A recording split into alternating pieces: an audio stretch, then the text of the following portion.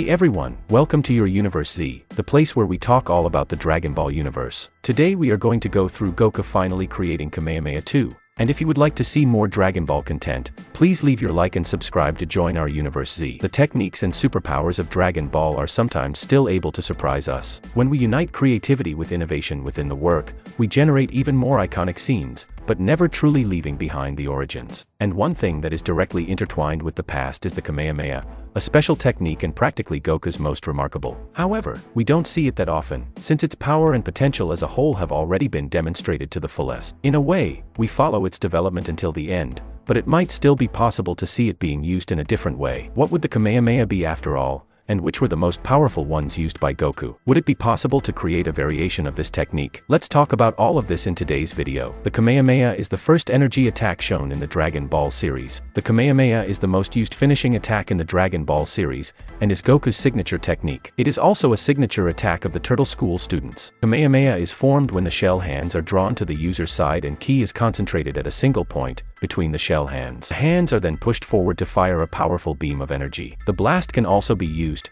usually in extenuating circumstances, with just one arm or even with the feet. In most variants, the user utters the word Kamehameha as she charges and releases the attack. Master Roshi's Kamehameha is called the original Kamehameha in the Budokai Tenkaichi series and requires some time to charge. The Kamehameha was invented by Master Kame practicing for 50 years, spanning pre-Dragon Ball. By drawing his latent ki into his palms, Roshi is able to expel an explosive beam of ki energy. Goku learns after witnessing Master Kame unleashing the blast to extinguish the flames at the Ox King's house in Fire Mountain. To Roshi's surprise, Goku successfully performs the technique on his first attempt, although it is strong enough to destroy the car Yamcha gave Bulma earlier. It was also learned by Kuririn and Yamcha, who use it during the 22nd World Martial Arts Tournament against Kaiotsu and Teen Shinhan, respectively. Teen Shinhan also copied it easily during the tournament. After the Turtle School students learn the attack, they teach it to others, and the attack becomes very popular to use during battle. Cell is also able to use it due to the Kamehameha user's cells in his design.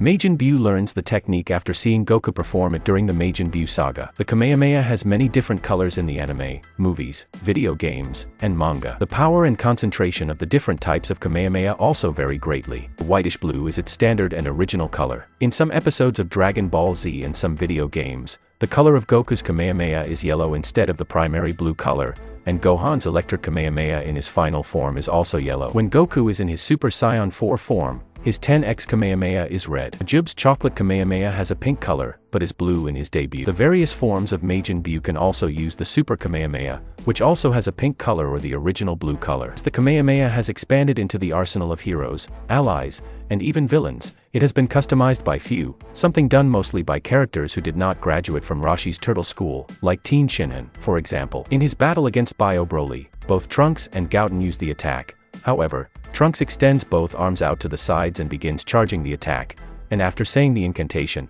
he throws his hands forward and fires a blast of blue energy with Goten's Kamehameha. During the Namek saga, Kuririn also uses a different stance on different occasions, usually next to Gohan's Masenko, with one hand behind the other. Kuririn says the incantation and releases the Kamehameha wave. Based on these customized variations and others, it is possible that the incantation is the only preparation needed to produce the wave. Although they are a single ability, the times Goku used the ability during battles was more or less intense depending on the combat. The Dragon Ball series is filled with some of the most iconic attacks, fights, and moments in shonen history. This is not the least bit surprising. After all, Dragon Ball Z was nothing less than a global phenomenon that provided a gateway for an entire generation to become familiar with the rich and creative world of anime. One of the most iconic moves in the entire series is undoubtedly the Kamehameha, a beam attack that has played an important role in the series due to its regular use, as Goku uses this move to take on some of the biggest and most imposing threats in the entire series universe. With that in mind, here's some of the strongest variations of the Kamehameha that have appeared in the Dragon Ball series. Dragon Ball Super brought a ton of new forms into the mix that allowed the series Scions to reach godlike levels of power. So in Goku's case, it was certain that his Kamehameha would also receive a significant upgrade. This came in the form of the Limit Breaker Kamehameha,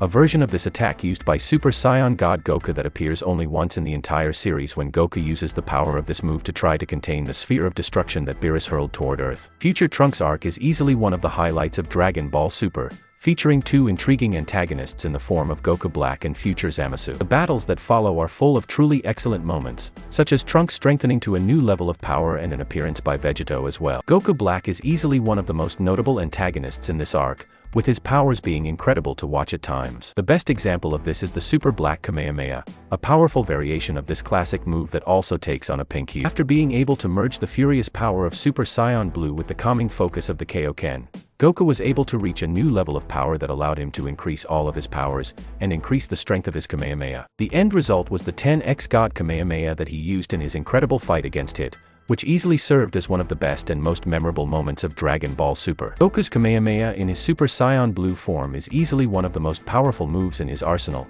and this move eventually received a significant upgrade after the events of the Tournament of Power and his fight against Jiren. The Transcendent God Kamehameha was defeated by the Saiyan during his fight against Broly, and it is a testament to the enormous power of this Saiyan Berserker that he was able to get rid of the Transcendent God Kamehameha and the Super Gallic Gun with little to no effort. After finding themselves caught between the cross and the sword while fighting Broly, Goku and Vegeta decide to merge into Gogeta to completely overcome Broly in terms of brute strength, and they were able to do the same for good. One of the highlights of this fight is definitely the incredible Kamehameha that is fired by Gogeta during this intense battle, aptly dubbed the ultimate Kamehameha due to its enormous destructive potential. However, when it comes to fusions in Dragon Ball, it is quite clear that Potara fusion allows for a cleaner fusion when compared to fusion dance. So, by that logic, Vegito is stronger than Gogeta. This is reflected in the Kamehameha variation he uses as well, which is actually a combination of Vegeta's Final Flash and Goku's Kamehameha. The end result is the final Kamehameha, which is easily one of the strongest attacks in Dragon Ball history. During the Tournament of Power, Goku was able to tap into a new power called Ultra Instinct,